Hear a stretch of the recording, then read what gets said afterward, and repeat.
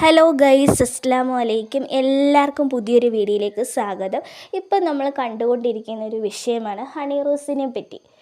അപ്പോൾ ആ പ്രശ്നങ്ങളെല്ലാം നടന്നുകൊണ്ടിരിക്കുന്ന ടൈമിൽ തന്നെയാണ് നമ്മുടെ രാഹുൽ ഈശ്വർ പ്രതികരിക്കുന്നത്. ശരിക്കും പറഞ്ഞാൽ അത് ശരിയാണോ തെറ്റാണോ എന്ന് നമുക്കൊന്ന് ചിന്തിച്ച് നോക്കാം. ഇപ്പം ഞാൻ ചിന്തിക്കുമ്പോൾ എനിക്കത് ശരിയായിട്ട് ഇപ്പം തോന്നിയിട്ടില്ല. കാരണം രാഹുൽ ഈശ്വർ എന്ന് പറയുന്നത് നല്ലൊരു വ്യക്തിയാണ്. കാരണം അദ്ദേഹം നല്ലൊരു വക്കീലും കാര്യങ്ങളും കൂടിയാണ്. അദ്ദേഹം പറയുന്ന എല്ലാ പോയിൻറ്റുകളും കറക്റ്റായിട്ട് തന്നെയുള്ള കാര്യങ്ങളാണ്. പക്ഷേ എനിക്ക് തോന്നിയത് അതല്ല. ഇപ്പോഴാണോ രാഹുൽ ഈശ്വർ പ്രതികരിക്കേണ്ടത്? ഹണി റോസ് എന്ന് പറയുന്നൊരു വ്യക്തി ഒരു സിനിമാ നടിയും അതുപോലെ തന്നെ വർഷങ്ങളായിട്ട് ഇന്നോ ഇന്നലെയോ തുടങ്ങിയതല്ല, വർഷങ്ങളായിട്ട് ഈ പ്രോഗ്രാമും കാര്യങ്ങളൊക്കെ ആയിട്ട് നടക്കുന്നതാണ്.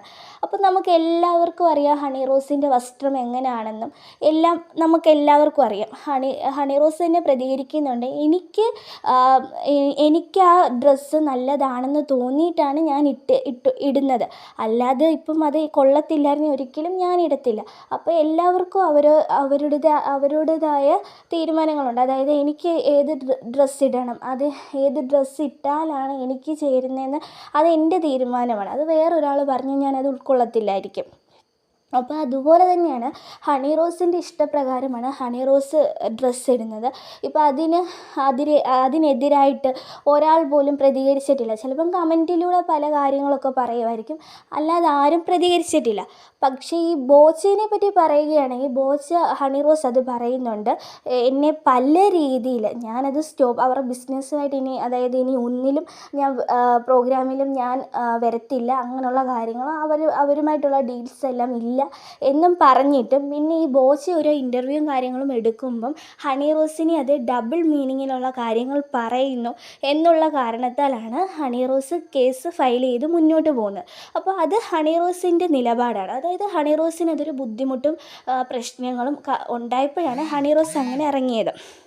ഇപ്പോൾ ഒരാൾക്കൊരു വിഷമം വരുമ്പോൾ അല്ലെങ്കിൽ ഒരു സങ്കടം, ഇതുവരെ ഹണി റോസിൻ്റെ വേറെ ഒരു പ്രശ്നങ്ങളും കാര്യങ്ങളും നമ്മൾ അറിഞ്ഞിട്ടില്ല. ഇപ്പോൾ ഇത്രയും പ്രശ്നങ്ങൾ നടന്നപ്പോഴാണ് പല ഇൻ്റർവ്യൂവും ഈ തെളിവ് സഹിതമുണ്ട്, എല്ലാം നമുക്ക് തന്നെ അറിയാം, തെളിവ് സഹിതമുണ്ട്. അതായത് ബോച്ച പറയുന്ന വീഡിയോസും കാര്യങ്ങളും എല്ലാം കുന്തി ദേവി എന്ന് മാത്രമല്ല പല രീതിയിൽ പറയുന്ന കാര്യങ്ങൾ നമുക്ക് എല്ലാവർക്കും അറിയാവുന്നതാണ്. അതെല്ലാം നമ്മുടെ ഫോണുകളിൽ വന്നിട്ടുമുണ്ട്. പക്ഷെ അങ്ങനെ ഒരാളെ പറഞ്ഞപ്പോൾ ആ വ്യക്തിക്ക് അത് ഫീൽ ചെയ്തത് കൊണ്ടാണ് ആ വ്യക്തി ഹണി റോസ് ഇതുപോലെ കേസുമായിട്ട് മുന്നോട്ട് പോയത്. പക്ഷേ രാഹുൽ ഈശ്വർ ഇപ്പോഴല്ല പ്രതികരിക്കേണ്ടത്. കാരണം എന്താണെന്ന് വെച്ചാൽ ആ വ്യക്തിക്കൊരു വിഷമം വന്ന് കേസ് ഫയൽ ചെയ്തപ്പോഴല്ല രാഹുൽ ഈശ്വർ പ്രതികരിക്കേണ്ടത്, ഇതിന് മുമ്പ് തന്നെ പ്രതികരിക്കാമായിരുന്നു. കാരണം ഹണി റോസിൻ്റെ എല്ലാ കാര്യങ്ങളും ഇങ്ങനെ ഫോണിൽ വരുന്നതല്ലായിരുന്നു. അപ്പോൾ രാഹുൽ ഈശ്വറിന് ആ ടൈമിൽ അല്ലെങ്കിൽ ഹണി റോസിൻ്റെ ഡ്രസ്സ് മോശമാണ് ഇങ്ങനെ പറഞ്ഞുകൊണ്ട് പ്രതികരിക്കാമായിരുന്നല്ലോ. ഒരാൾക്കൊരു സങ്കടം വന്ന് അത് അവരുടെ വിഷമം മാറ്റാൻ വേണ്ടി അവർ ചെയ്തപ്പോൾ പിന്നെ ആ വ്യക്തിനെ കൂടുതൽ സങ്കടത്തിലോട്ടാക്കുകയാണ്. കാരണം ഹണി റോസ് ഇപ്പം പറയുന്നുണ്ട് തൻ്റെ കുടുംബവും നല്ല മാനസികമായിട്ട് ഒരുപാട് ബുദ്ധിമുട്ടുന്നുണ്ട്. നമുക്ക് എന്തെങ്കിലും ഒരു പ്രശ്നം ഈ സോഷ്യൽ മീഡിയയിൽ വന്നു കഴിഞ്ഞാൽ പിന്നെ അതിനെ ഊതി തീ കത്തിക്കുന്നത് പോലെ തീ അങ്ങ് ആളി കത്തിക്കാൻ ഒരുപാട് ആൾക്കാരുണ്ട്.